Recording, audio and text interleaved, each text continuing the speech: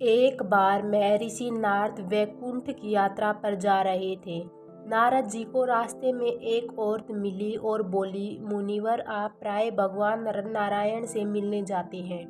मेरे घर में कोई औलाद नहीं है, आप प्रभु से पूछना मेरे घर औलाद कब होगी।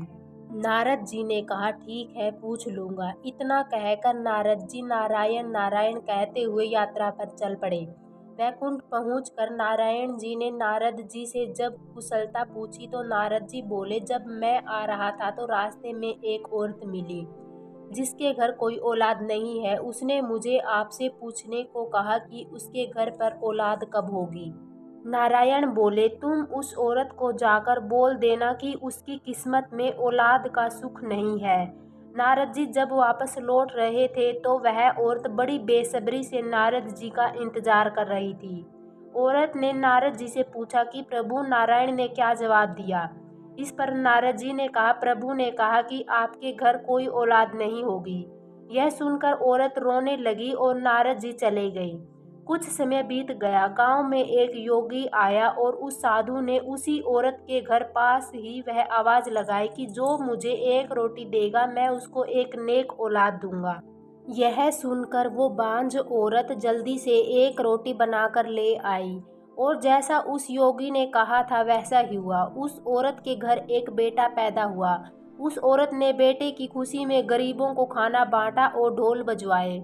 कुछ वर्षों बाद जब नारद जी पुनः वहां से गुजरे तो वह औरत कहने लगी, क्यों नारद जी, आप तो हर समय नारायण नारायण करते रहते हैं। आपने तो कहा था कि मेरे घर औलाद नहीं होगी, यह देखो मेरा राजकुमार बेटा। फिर उस औरत ने उस योगी के बारे में भी बताया। नारद जी को उस बात का जवाब चाहिए था कि यह कैसे हो गया। वह जल्दी जल्दी नारायण धाम की ओर गए और प्रभु से ये बात कही कि आपने तो कहा था कि उस औरत के घर औलाद नहीं होगी।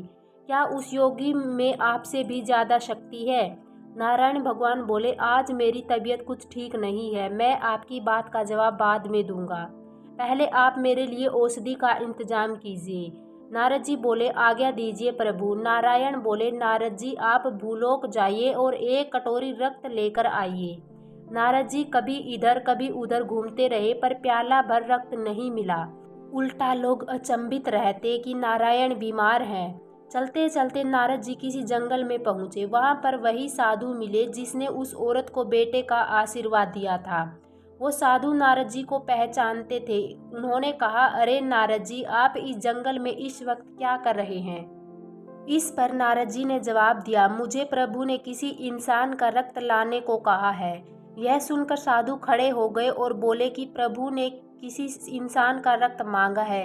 उसने कहा, आपके पास कोई छुरी या चाकू है। नारद जी ने कहा कि वह तो मैं हाथ में लेकर घूम रहा हूँ। उस साधु ने अपने शरीर से एक प्याला रक्त दे दिया। नारद जी वह रक्त लेकर नारायण जी के पास पहुँचे और कहा, आपके लिए मैं औषधि ले आया हूँ। नारायण ने कहा, यही आपके सवाल का जवाब भी है। जिस साधु ने मेरे लिए एक प्याला रक्त मांगने पर अपने शरीर से इतना रक्त भेज दिया, क्या उस साधु की दुआ करने पर मैं किसी को बेटा भी नहीं दे सकता। उस बांझ औरत के लिए दुआ आप भी तो कर सकते थे, पर आपने ऐसा नहीं किया। रक्त तो आपके शरीर में भी था पर आपने नहीं दिया।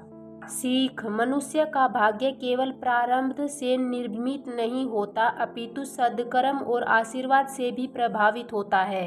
कहानी अच्छी लगी तो कृपया लाइक और चैनल को सब्सक्राइब जरूर करें।